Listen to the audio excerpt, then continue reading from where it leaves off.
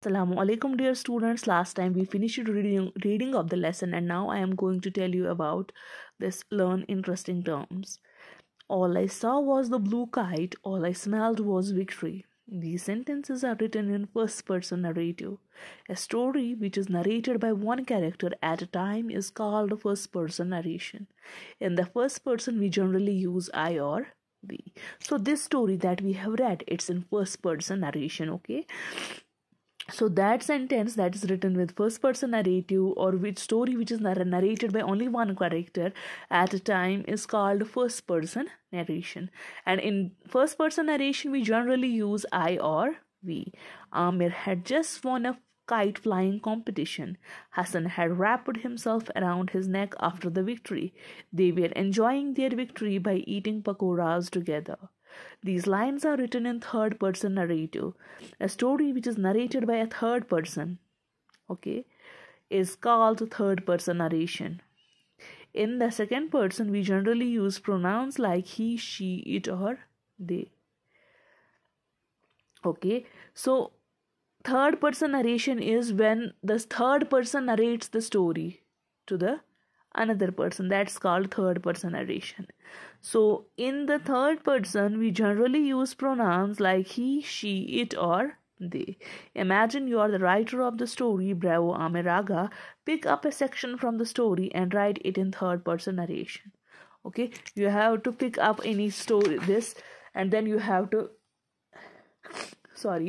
then you have to rewrite that story in third person narration because the story this Bravo Amir Aga is in first person narration, and you have to rewrite the section of any story in third person narration. For example, here we have all he saw was the blue kite. Okay, in third person narration, what you use in third person narration,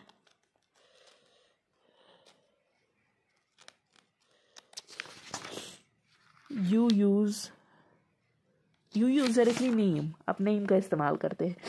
All Amir saw was the blue kite.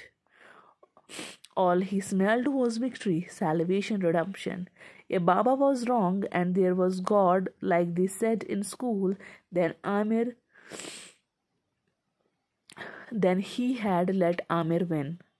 Amir didn't know what the other guy was playing for. Maybe just bragging rights, but this was his one chance to become someone who was looked at, not seen, listened to, not heard. If there was a God, he would guide the winds, let them blow for Amir, so that with a tug of Amir's string, he would cut loose his pain, his longing. He had endured too much, come too far, and suddenly, just like that, hope became knowledge. Amir was going to win. It was just a matter of when. Okay, so that's third person narration. Okay, now we have here another that is okay. Read these sentences. It cost me another gash on the index finger and blood trickled down into my palm. 10 minutes later, he had cut another 2, sending hordes of kite runners racing after them. We can form another word from each of the highlighted words above, like palm, lamp. See palm, P-A-L-M, palm, L-A-M-P, lamp. TEN 10 and ET net. So this is called anagram. When you form words from these are called anagrams, and anagram is a word or a phrase that's made by arranging the letters of another word or phrase. If you arrange the letter of one word, this letter of any word, and that you transform that into another word that has a meaning, that's called anagram.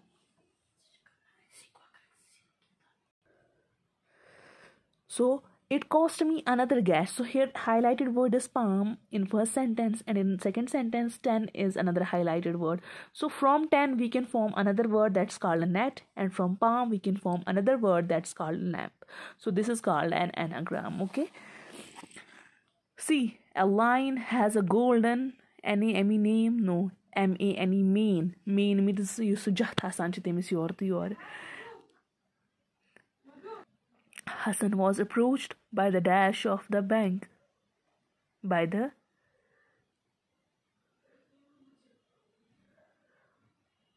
peon of the bank, PEON, peon.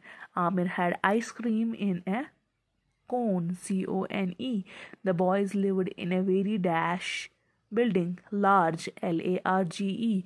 Amir could not dash to what Hassan was saying while flying the kite. Listen, okay?